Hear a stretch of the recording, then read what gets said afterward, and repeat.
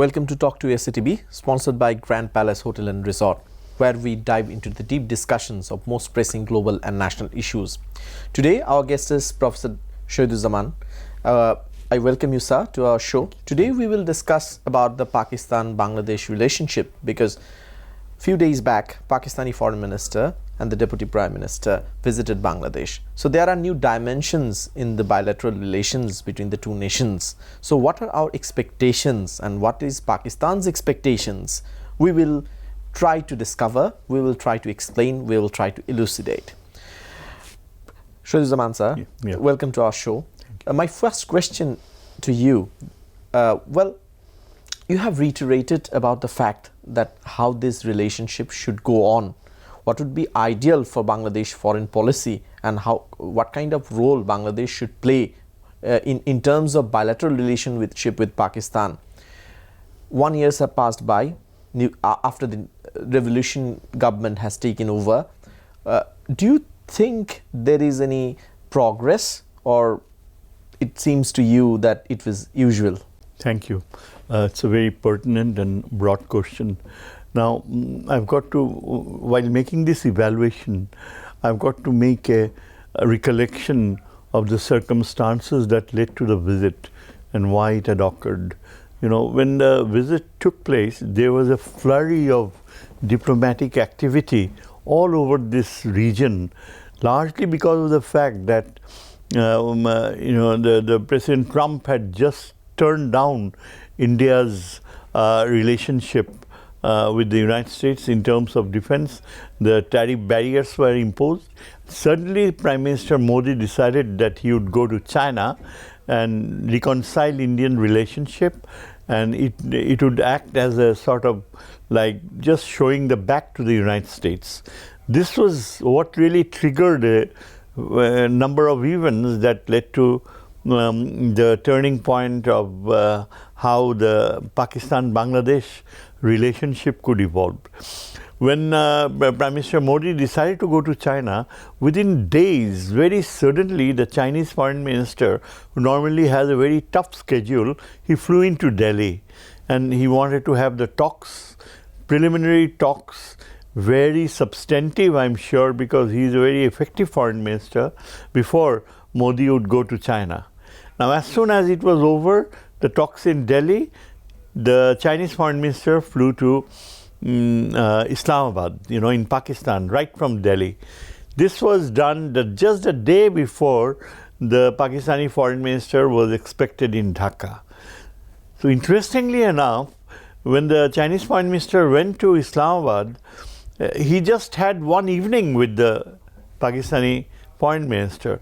Normally, after a visit to Delhi, that too after such a long time, Pakistani foreign minister would normally have a lot of things to talk, that what went on in Delhi, what was China's objectives with India, how would that affect, Sino-Pakistani relations, would that have any impact or negative impact. So when the Chinese foreign minister flew into Islamabad, it was certainly one thing could be understood, that it was a sort of a reassurance visit, that going to Delhi and working out a Modi visit to China wouldn't have any implications, negative implications for Pakistan. It also proved how important Pakistan was in China's consideration. However, normally the Pakistani foreign minister would have stayed back as long as the Chinese foreign minister was in Islamabad. But he kept his word to come to Dhaka, and the very next day, the Pakistani foreign minister arrived in Dhaka, which indicated that a lot of importance was given to the Dhaka visit, which suggested that the Pakistani foreign minister was aware of the fact that this visit had to take place over a month back, and it was postponed because of the suddenness of events, that the Indo-Pakistani conflict, almost a war, took place at that time, and the Pakistani foreign minister was forced to, take care of more imminent factors that were happening, events that were happening.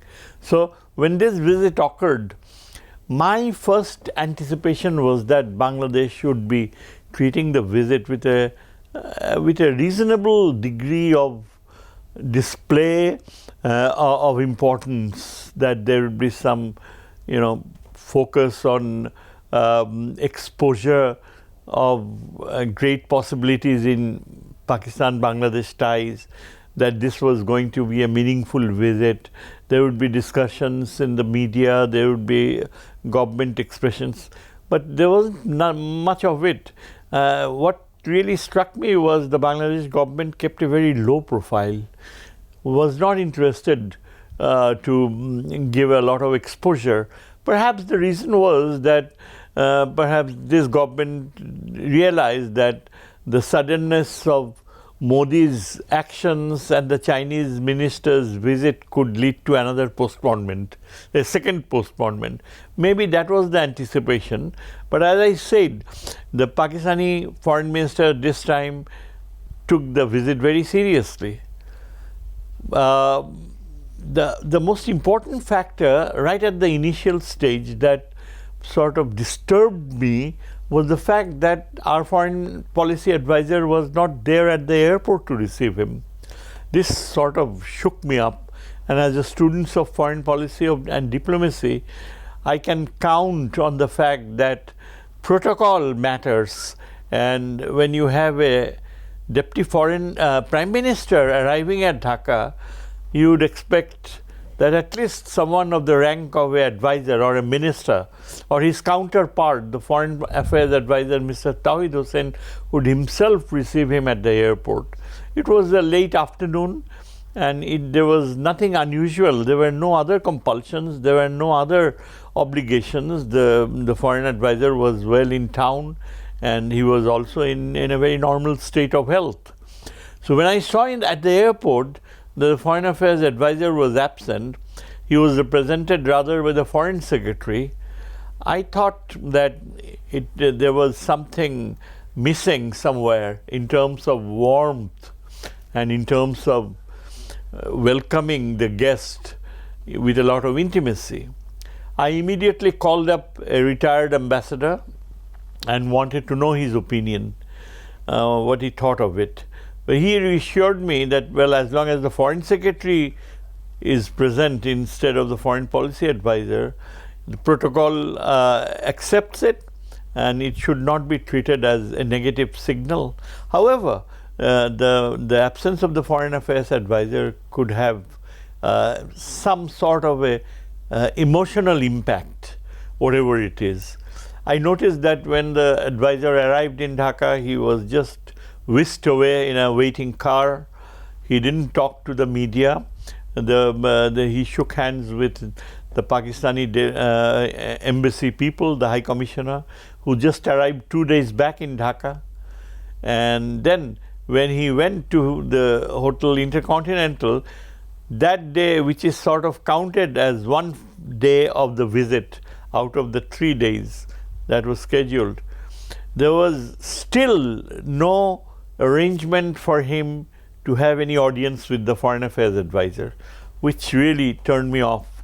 So I was wondering what was his schedule for the evening. Well, he was going to visit the Pakistan High Commission in Gulshan, and he would meet political leaders there. That was his schedule. So we saw it on television. We had the BNP, we had the Jamaat-e-Islami, and interesting enough, we also had the newly formed political party of the students. They were there, right there, young people standing very politely in a row. They were the ones first to meet the Pakistani minister.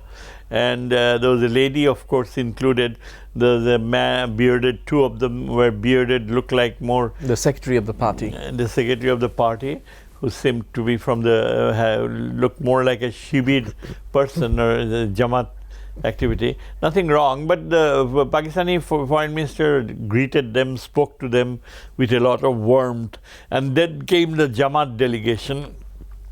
And it was interesting that after 16 years, the Pakistani foreign minister arrives in Dhaka, and here was the Jamaat group which was banned for so many years, which had no loci, and which sort of had its top leadership punished and hanged by the Hasina government. So I'm sure it created goosebumps in both sides, but it was a meeting of warmth and compassion, it seemed. And then finally, of course, we had the BNP, the aspirants for power, who met. The Pakistani foreign minister greeted the secretary with a lot of warmth, using both his hands ahead. But the BNP secretary stood stoic, straight-figured, had a very measured smile, and extended only his one hand, not the other one, in response to the there was no reciprocity that indicated that BNP was absolutely pleased with seeing someone who the BNP could treat as the foremost ally. This, I want to add up, would not have been the situation if Begum Khaleda Zia was in power, or if Begum Khaleda Zia was in effective leadership of the BNP. And one could note that there was an effective difference between the way the current BNP leadership greeted the Pakistani foreign minister and how it differed from the fact that the Begum Khaleda Zia sort of stayed away from active leadership. And she was not too well, and she was actually, in the last few days, since she returned from treatment in London, she continued to remain recluse. She wasn't active. She wasn't making statements. She went into the same isolation that she maintained during the army period. So right at that time, when the Pakistani foreign minister was spending about half an hour perhaps with the BNP leaders, I was wondering as a foreign policy analyst that perhaps it would not have been the same if it was Begum Khaleda Zia's direct, leadership. I could imagine that Mr. Fakhrul Islam was talking about the fact that Pakistan should seek, pardon, and should again ask for apology and all that, something which is a favorite of Mr. Alamgir. But by all means, the meetings ended and they had this... I'll interrupt you over there. Yeah. So as you have mentioned, previously we have seen that even when the chief minister of a state of a country came to airport, our prime minister went there to receive her. So it's not about protocol. It's about the commitment of improving the bilateral relationship. Right. It's about the commitment. So do you think we will discuss about it because we are close to the break. Okay. So is it the lack of commitment or lack of interest, or is the dilemma or the fear of the people that how they will be judged? So we will discuss a lot more about it after the break. Ladies and gentlemen, now it's time for a short break in Talk to Satv, sponsored by Grand Palace Hotel and Resort. We will come back after the break and we will discuss all those matters.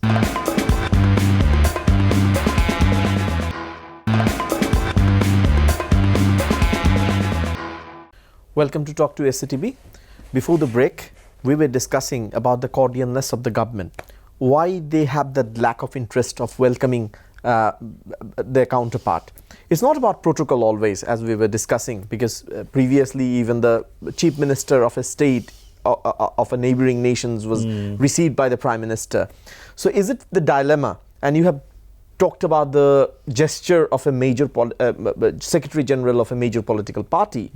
So are they thinking about the factors that whether having a good relationship with Pakistan would affect them in the election or in the or in the vote? But it's not about always calculating to be in the power if you're in politics. It's about thinking about the nation's interest. Exactly. So are we lack on that? Or what about this government? Because this government, is this government, lose all the interest?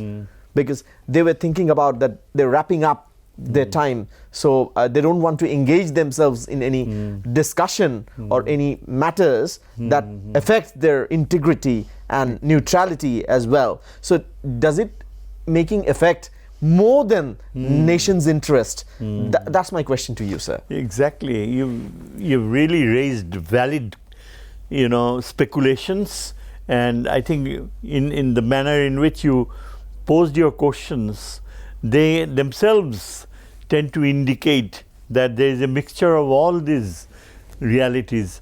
Well, in the first place, the very fact that the Pakistani Deputy Prime Minister, he spent the entire evening, it was basically public relations and just meeting people, which was simply a very secondary thing.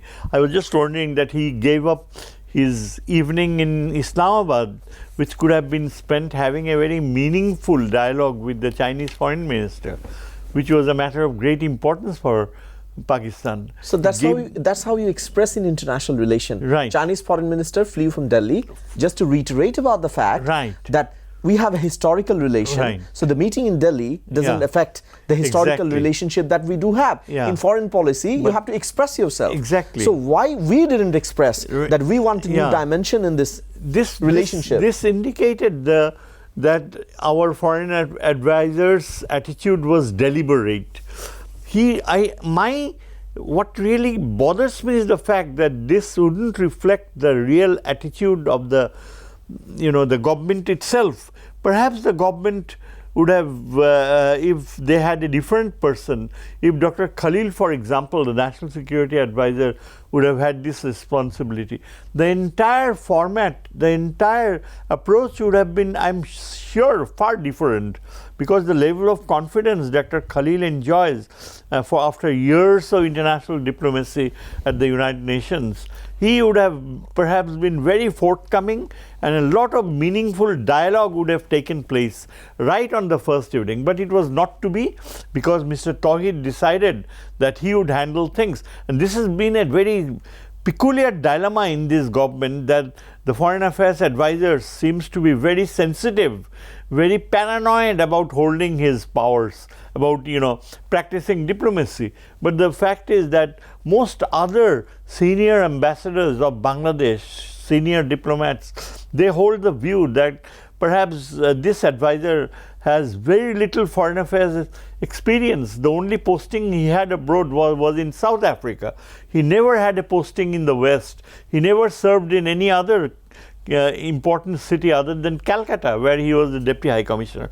So the limitations were so big that even before the Pakistani foreign minister arrived, we mentioned in the media, I spoke up in talk shows that it could become a rather embarrassing experience with Mr. Tawhid, who has proved in the past that he is not very willing to get involved.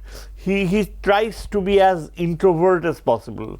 So anyway, getting back to your question, the first evening went by without any formal meeting with the government. The next morning, of course, they had Mr. Tawhid arrived at Hotel Sonargaon, and that is where they had the breakfast meeting.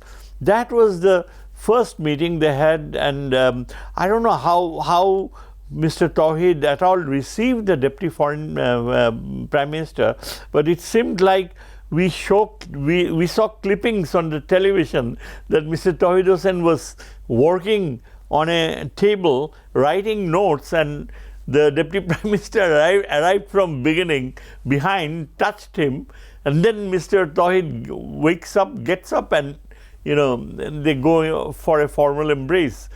That was the only scene that was shown in the first meeting between the two. Normally, you would have a situation where the foreign affairs advisor would wait for the guests to arrive, and then as they get out of the car, they would shake hands and exchange greeting. None of it was shown on the media, so it remains a mystery. But in any case, the very fact that there were discussions between the two sides that dealt with, as Mr. Tawhid had already warned earlier, that we wouldn't expect anything during this visit, that this was only an effort to normalize the relationship that had been almost absent for 16 years. But as far as I can understand, the day went on with a lot of protocol. Things were already worked out that they would sign 5 agreements, and all we saw on television was that the 2 advisors, the ministers, stood behind, and the respective Pakistani High Commissioner on the one side and our bureaucrats on the other side. They signed as many as 5 agreements. Pakistani side also had another minister, the Commerce Minister, who on the other hand had been very warmly received by the Commerce Advisor, and who I must point out has been a very dynamic person, who had in the recent past been in New York to negotiate the tariff deal, which was very successfully concluded. And my only hope, my real hope, is the fact that our Commerce Advisor is doing a far more effective, dynamic job. He's a civilian, he's a businessman, unlike Mr. Tawhid, who is a career diplomat, retired about 5 or 6 years back, or even longer perhaps. The Commerce Minister looked very cheerful, dynamic, and well involved, because our Commerce Advisor had been so effective. The 2 of them sat together in the formal meeting that day, the Pakistani Deputy Prime Minister, and on his right sat the Commerce Minister. So I'm sure there was a lot of business talk. And fortunately, Dr. Khalil was also present as the National Security Advisor. That, I think, gave some momentum to the talks, and it went on. I think the results that came out of that the meeting were perhaps positive, I would say, but they could have been far more effective in terms of breakthroughs, but they were more like what was arranged was done. So there is a light at the end of the tunnel. Because there is nearly $1 billion trade that we do have, which is a lot lesser that we do have with China. The volume is a lot lesser than China and India, the kind of trade we do have with China and India. So I think there is a positive light on that aspect. So my question to you, whenever the Pakistan and Bangladeshi delegations meet wherever in the world, the question boils down to that apology fact. So how does it play a role, this apology factor? Right. This apology factor is perhaps one of the most weird acts of diplomacy anywhere in the world.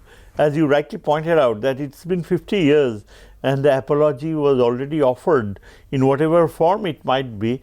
The word forgiveness was included.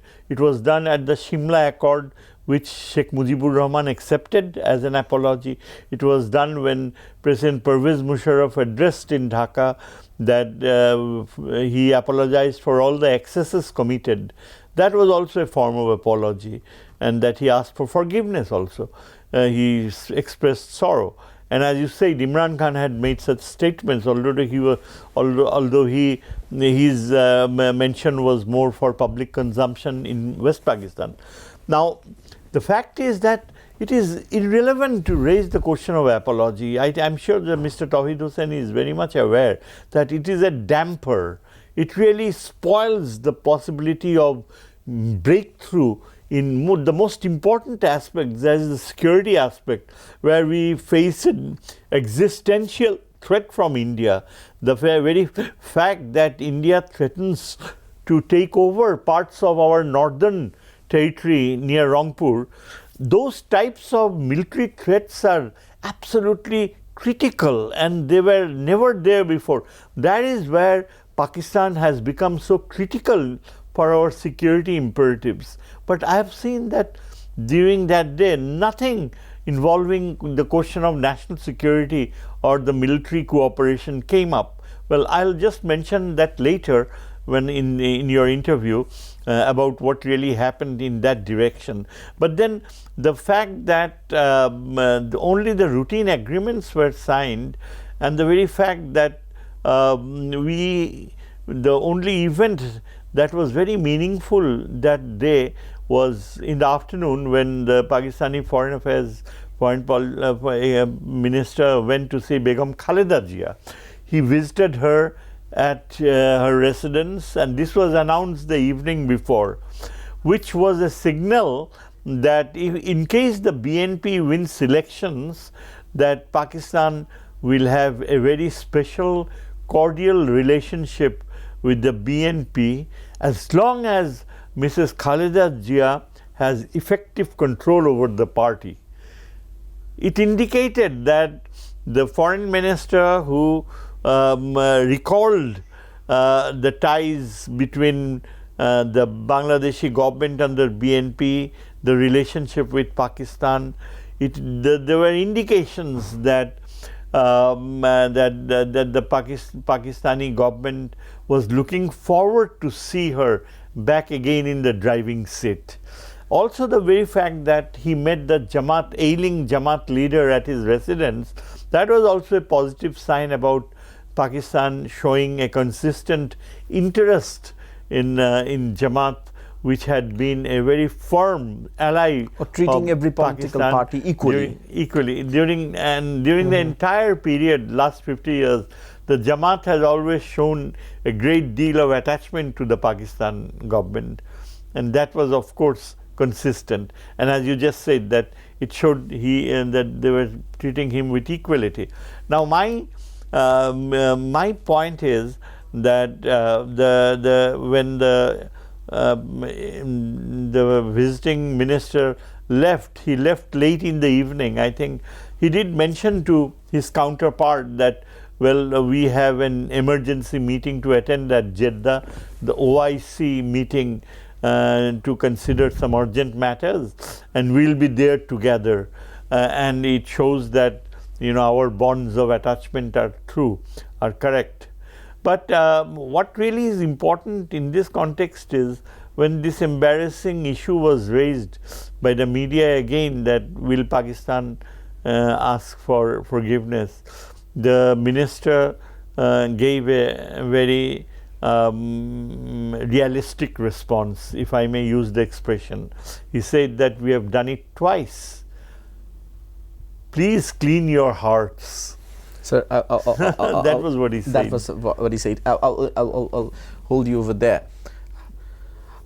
Basically, when we demand about apology, do we know in what forms we do want the apology? That is another concern that the international experts do have.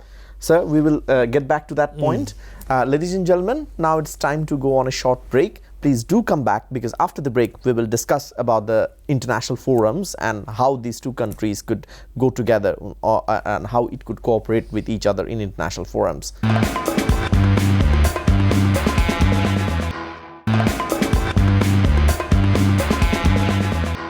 Ladies and gentlemen, welcome to Talk to Satv, sponsored by Grand Palace Hotel and Resort. Before the break, we were discussing about the different aspects of Pakistan-Bangladesh relation.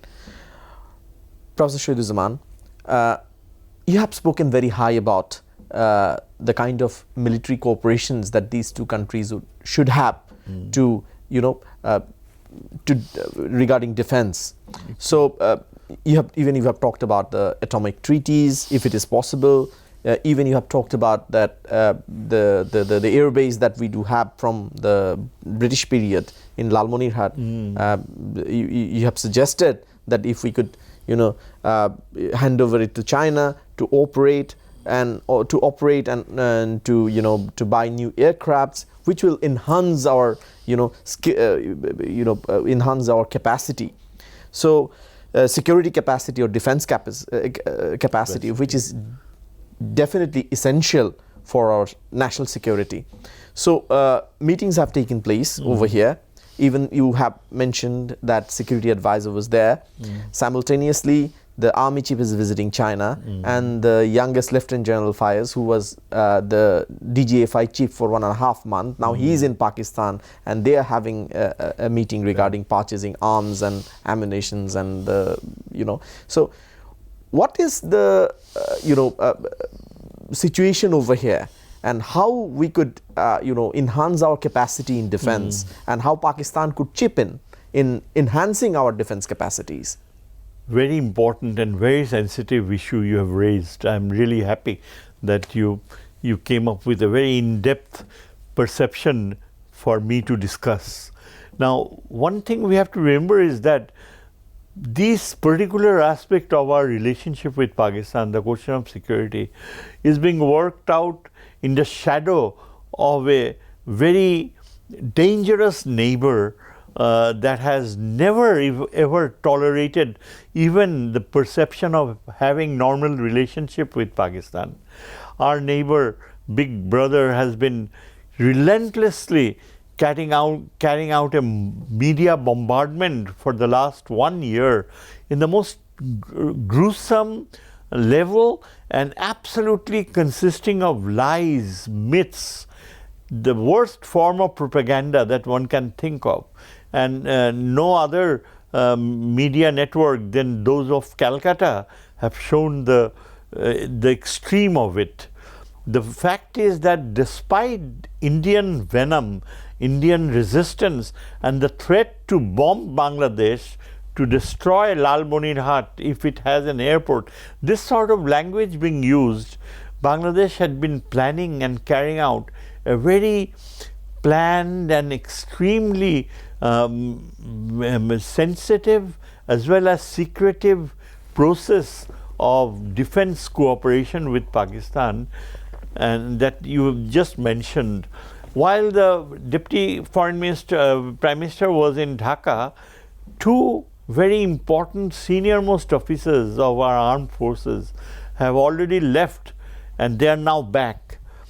One, the Army Chief himself went to China just prior to the Foreign Minister's visit, and it said that he was going to negotiate an air defense system that was talked for a long time, and that was an area where Bangladesh suffered the greatest deficiency, that we are very vulnerable to Indian designs to sort of use air power against us. And it's already been shown that how Chinese air defense systems could work, exactly, especially in India-Pakistan conflict that we did have 2 months back. Exactly. So it's an effective air defense system. Absolutely. So it's really essential to have this capacity.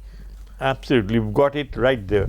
In fact, a Chinese very senior air expert had said that Bangladesh has got to work out with China a coordinated air defense system that will include also Pakistan, that this China, Pakistan and Bangladesh together could create a common air umbrella. So this visit by our Army Chief, and then of course the other visit that you mentioned by Lieutenant General Faiz for over a week-long trip to Pakistan with a delegation of about 10 senior officers who are experts. This was the most meaningful part of our relationship.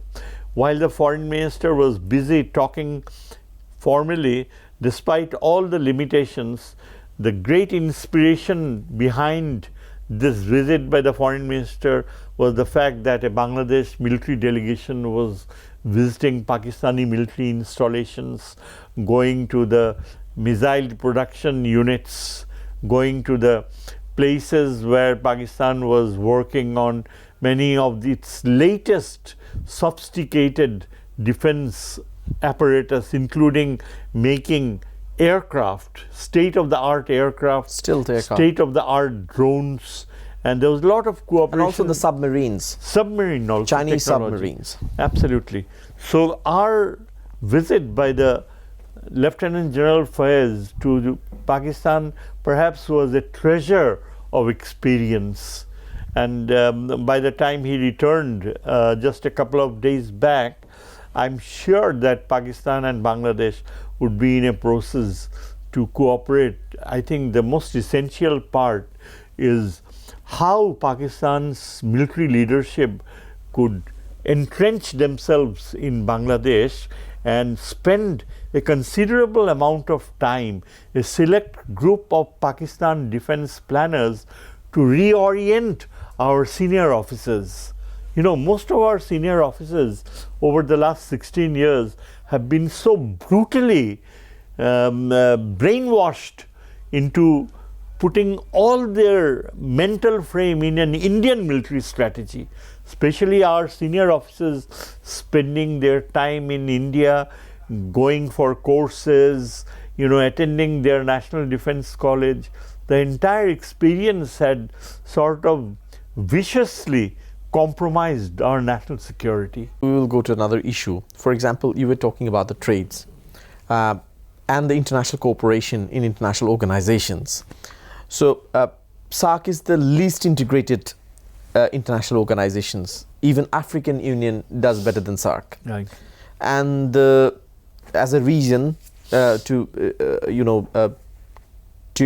run the commerce between the two countries and to benefiting from trading with each other, it lacks. Of course. It lacks in capacity. And now some experts say that whether Pakistan has the economic capacity or financial capacity to do trade with us, but whether there will be a cheaper destination for buying the commodities. So that is another question that some raises. But my question to you, so is there any possibility of reviving SAARC, and how Pakistan and Bangladesh could come together towards reviving of SAARC? It's a very important question that you have raised again.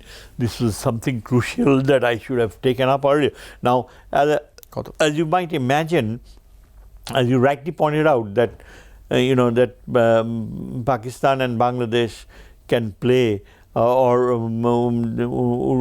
could play a very crucial role in reviving SAARC. Right now, SAARC is almost dead, and it is dead because the Indians had wanted it to be dead.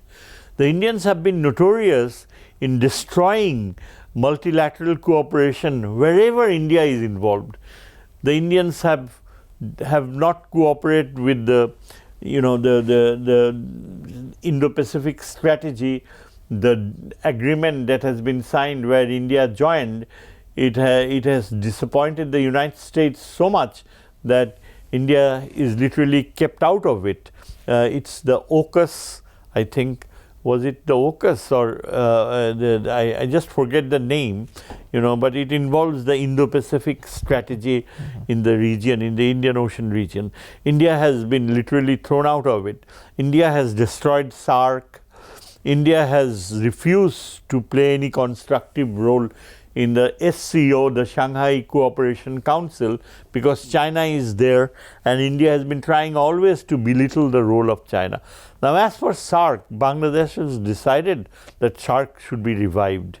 Pakistan is very crucial, because if Pakistan is there, then the other SAARC members like Afghanistan, Maldives, Bhutan, Sri Lanka, Nepal, all of them are interested to preserve SAARC. The more important view is now in SAARC is that both Bangladesh and Pakistan could in some form get China involved in a renewed version of the SAARC. And if China is around, although there would be problems in dealing with the question of physical connectivity, because India has been staying out, but the very presence of China and the revival of a new SAARC could create a new basis for cooperation, economic cooperation, even military cooperation through China in such a way that it would put India into a most embarrassing isolation. India is in the first place, it's been isolated because it's really all alone now in international affairs. It has no good relations with the US, no good relations with China, very questionable relationship with the rest of Asia, and Pakistan, Bangladesh have strayed off. So for India, the very idea of SAARC being reborn has now led to speculation in India that many Indian foreign policy experts are talking about India again reviving SAARC. They have now become so nervous of China taking over the SAARC machinery that Indians now tend to believe that they would like to revive SAARC.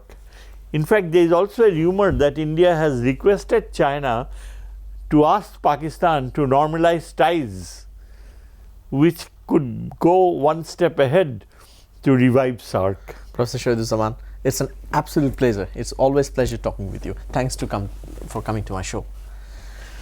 Ladies and gentlemen, we were discussing throughout the whole show about the Pakistan-Bangladesh bilateral relation and how they would react in multilateral international forums. Forums. To be honest, Professor Shohiduzaman was frustrated because of the foreign relation that we do have right now, because you have to be expressive, because lack of expression, because when you when you were going to a foreign relation or friendship, then you need to express your true feelings. So we had the lack, and as well as he hoped that the defense training that if that's been provided to the Bangladeshi defense officials, then they would be equipped to go on with your national security, rather than the election engineering what they were used to do. So there are a lot of hopes, rays of hope. So we think that this visit of Pakistani Deputy Prime Minister will enlighten and will show us the path towards going towards a better friendship and better mutual cooperation between these two nations. Ladies and gentlemen, thanks for bearing with us. We will come back on the next week with another guest with another international affair topic.